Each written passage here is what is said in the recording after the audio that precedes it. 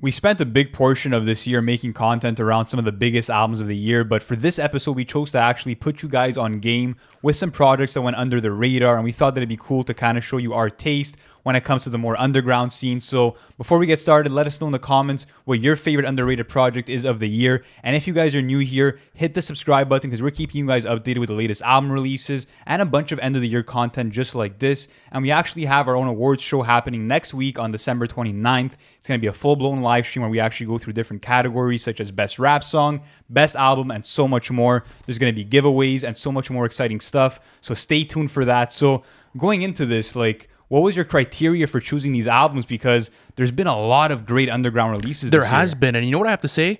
The underground low-key carried again, man. There was so much great shit that released from the underground, and I feel as if that's the narrative every year, man. Commercial success does not mean quality, and I think that's the biggest narrative throughout this whole episode. Something that I want to tell you guys is, explore different areas. You guys like a type of different sound.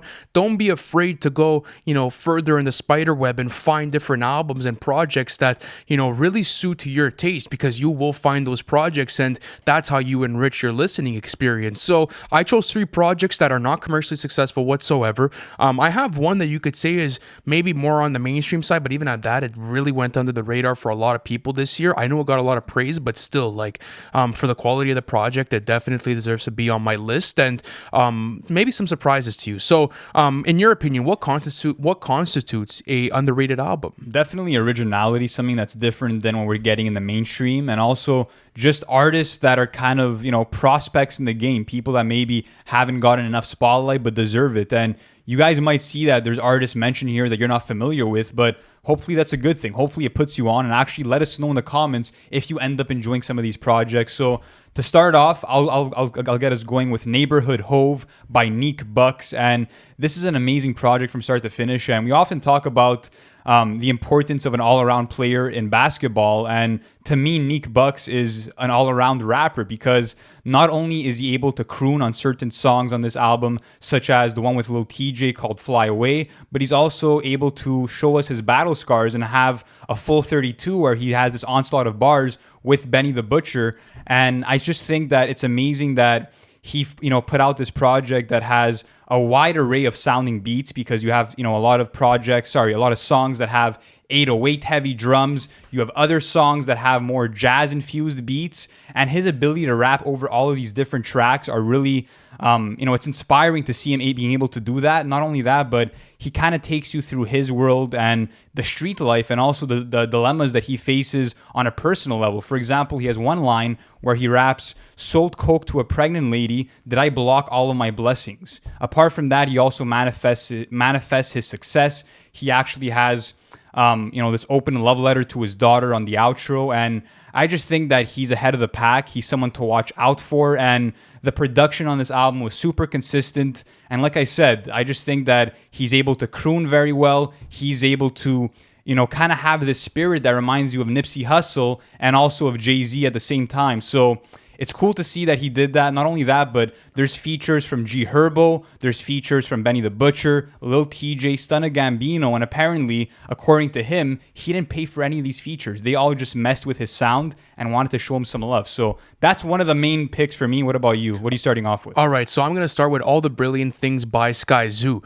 First of all, I'm going to give Lou full credit for putting me on to this project. Thank you so much, bro. It's a fantastic listen. Amazing. One of the best listens that I've had all year. Honestly, this would have cracked my top 10 of the year if I had more time to listen to it and to really digest it. But it dropped back in June, and I think when we look at Sky Zoo, just as a whole, he is one of the most underrated rappers of all time. He has been dominating this underground scene for years, and All the Brilliant Things is nothing short of that. I mean, Free Jewelry, St. James Liquor, a tour of the neighborhood, Bodega Flowers with BJ the Chicago Kid. This is a fantastic track list with some of the best jazzy production that I've seen all year, that I've heard all year, to be more specific. But one line that I had to mention on Free Jewelry, because this is the type of lyricism that you're going to get. Oh, please tell me I could find the Spike Lee bar. Hold on a second. Wait. I have to find this bar. I just had it. Hold on a second. Yeah, I have it right here because I had to copy paste it. Let me just go through it. My whole catalog is like I'm shooting a spike joint because when they told us C'est la vie, I hold on because I have to go through it. I ain't take my seat. So, I love that type of wordplay, and plus the concept's cool because Sky Zoo is going into a different direction with the theme of the album because he's guiding you towards a better way to make your money. He's telling you all the types of things that rap music won't necessarily show you on an everyday basis, and it's kind of the Jay-Z model, giving you $1 billion worth of game for $9.99. Like, that's what I love about this. It's it's kind of like the Swiss Army knife, or let's say like the sort of under version of something that you get from Jay-Z, and it's nothing short of that because you're getting great lyricism by Sky Zoo, you're getting fantastic jazzy production throughout it, the track list is super consistent, and like no one's really talking about this besides the underground scene. So that was my next selection. Go on to yours. Definitely would have made my top 20 list for albums of the year, but my next pick is actually, in my opinion, the best collab album of the entire year, and this is Coup de Grace from Ransom and Rome Streets. And to start off, I would listen to Rooftop Sermons because that song will instantly hook you. And this felt like a project that has a soundscape similar to like a Nightmare on Elm Street vibe. It's very spooky. It's very dark. You have these sinister beats. And Rome Streets recently signed to Griselda. Ransom, veteran lyricist from New Jersey. And the way that they approach these beats and are able to tackle the rhyme schemes like skilled marksmen, it's absolutely stunning. I think bar for bar, this is arguably the best project of the entire year on a purely lyrical level, right next to Kaz and Martyr's Reward. And I just love the feeling that nobody's safe. They're willing to call people out, people in the industry, things in society that they don't fuck with. They're not holding back on any level. And the production, like I said, super dark, super insidious, I would say, and they'll seriously out rap your favorite artists. I think that they're some of the best setup rappers in terms of the way that one line will directly correlate to the next line. And there's certain bars I wanted to kind of mention. This is Rome Streets who shows you how good of a punchline rapper he is. He raps, "Only the 38 is special. Call it my hose. It was made to wet you." If you pick up on the double entendre there and what he's saying, it's absolutely mind-blowing. And you get storytelling on songs like Claudine here. And I just think that, like I said, lyrically, no one is on their level right now. And if you're a fan of pure lyricism, there's no project that even comes close. So definitely check this one out. But what's next on your list? All right, next one. I have Bo Jackson by Boldy James and The Alchemist.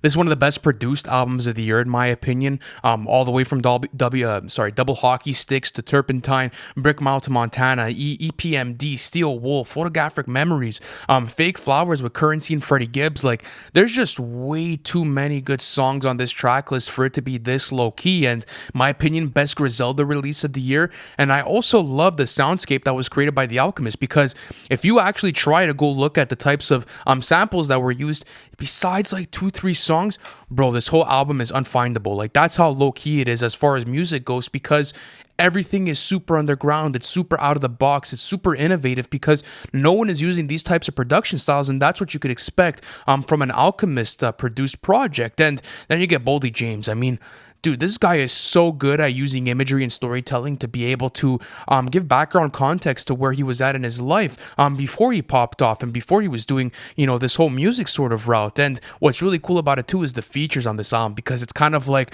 this cast of underground legends. Like, you have Rock Marciano, you have Stove God Cooks. Excuse me, it was just a mouthful.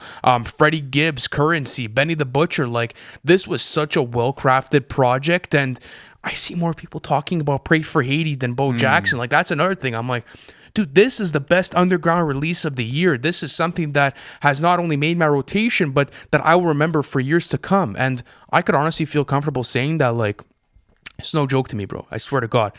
I could put this in the same league as Fly God and as Tana Talk 3, bro. I have no doubt saying that. I swear to God. You think it's better than The Price of Tea in China? Yes, I definitely think so. I think it's tough. It's close. I think that this sounds more polished and more cohesive than The Price of Tea in China. I also think that, you see the way that they were able to level up this time around and how they were able to deliver an album of the year contender. This is something that cracked my top 10 albums of the year. So I had to include it on this.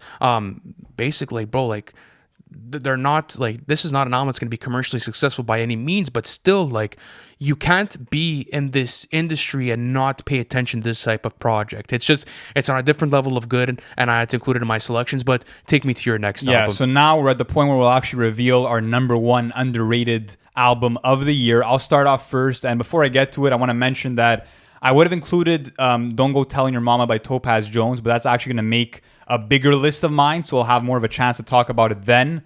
But my most underrated album of the year is actually The Color Blue by D2X, up-and-coming rapper from Chicago. And I think that if I had to invest stock into a rapper right now, it would be D2X. To start off, the production is absolutely beautiful. It's very serene as you have this soul sample based production style that sounds like you're getting beats that you would have gotten from Kanye West or Just Blaze off of the Blueprint. Not only that, but he kind of tackles a similar storyline to J. Cole on something like Friday Night Lights, where he's kind of taking you through an event in his life where he was debating between, being a basketball player or, achieving his dreams as being an artist. And ultimately, he chose to be an artist. And to me, this is maybe the most motivational album sounding that I've gotten all year. I think that it's a coming of age story where D2X is kind of taking you through the present, what he's kind of going through in the present moment, also contextualizing his past. And it was just such a smooth listen from start to finish. It felt like it was maybe the most relatable album to me, just because it's also about, not being afraid to go all in with your dreams. And as someone who's chasing a dream myself, I found myself relating to that because it's very motivational, it's very inspirational. And when talking about the project, D2X said, I grew inspiration from Pablo Picasso's Blue Period, which was a series of paintings that were painted in different hues of blue. And that's what D2X is doing here. He's kind of taking you through different emotions. He's taking you through his frustration with police brutality, with domestic abuse, while also talking about just chilling out with his wife and his child and, putting his words into actions, actually trying to prophesize a better future for himself. And like I said, the motivation that you get through his confidence, the flows, the delivery, just one of the sharpest rappers out right now. And he really allows you to connect with him on a deeper level. And I think that's why you guys will truly appreciate this project. I would suggest Adult Swim as the first song to check out. Amazing hook, great verses all throughout that. And he's just such a relatable persona, and I think that you'll be hearing a lot more about D2X. So claim your first tier ticket while you still can, because I'm telling you now, his stock's only going to rise up, and you will be hearing more about D2X. All right, let me get on to my most underrated album of the year, and it's actually Vince Staples' self-titled. And this one is probably more mainstream, if you could put in quotations, in comparison to everyone, but I low-key think that Vince Staples is low-key in the underground right now, because I've heard more people talk about FM. I've heard more people talk about, let's say Big Fish theory, but this project has gone under the radar, bro. No one's talking about how fucking good this album is. 10 songs, 22 minutes, the smoothest, and I would say, no, not smoothest, the most digestible album of the year, meaning that it's the easiest to consume. There's so much that goes into this project, but it was so well executed throughout the whole project, because you only have Vince Staples on this. There's only one other feature, but you have Vince Staples taking you back to his upbringing and talking to you about his events that transpired before he ended up popping off. And I also love how Kenny Beats handled this production, bro, because it has this rustic sound to it. It sounds like it's something from the 50s, and how they're kind of taking these old vinyls and putting them on and then kind of looping them. And that's what I love about it. It's super out of the box. It's super out of the ordinary, and you're not going to hear another album like Vince Staples ever again, probably, for how unique it is. And I also love all the types of different tracks that came out of this project. Example, Are You With That? Law of Averages, The Shining, Taking Trips, Low Fade. There's just so much to go through with this album, and it's so short, it's so digestible. So when people talk about the best releases of the year, this has to be in conversation because of how well executed it was and how well calculated it is. When we're talking about albums too in 2021, a big gripe I have is they're too long. There's too many tracks. It feels like there's too much filler. This is the exact opposite of this. It feels like everything was calculated to the second. Everything was calculated when it came to sequencing. The track list has a beautiful order, keeps you engaged all the way through. This is one of the best structured track lists that I've heard all year. I think Vince Staples' rap performances on this were absolutely fantastic. What he did on Law of Averages was absolutely stupid too. And I think when you're going to look back at Vince Staples' catalog, this is going to be the most underrated underrated project within his catalog, because people have to be talking about this, bro. Like, if we gave Big Fish Theory the critical acclaim that it got, and if we gave, the same thing to FM, where we talked about how underrated it was and how it went under the radar for 2018, that type of conversation has to be put onto Vince Staples. So listen, guys, that's the list. Hopefully you like these projects and you hopefully end up visiting them all. If you end up visiting them, let us know which one you like the best and what you kind of grabbed out of these. Plus, if you have any recommendations for people in the comment section, feel free to drop them. We always love seeing what you guys have to say about it, and we hope you guys have been enjoying all this end of the year content. As Lou mentioned, December 29th, Wednesday, mark it in your calendars. Major award show, guys. Thank you for watching this, and we'll catch you in the next one. Thanks for watching the full video, and if you're new to NFR, be sure to hit that subscribe button, as we'll be keeping you guys updated with the latest album releases in terms of update videos, album reviews, and our own original series on the weekly. And we also have our Patreon plan available in the description below, where you can access weekly bonus content and also access to our Discord. So be sure to check out all of that, and we'll catch you in the next one.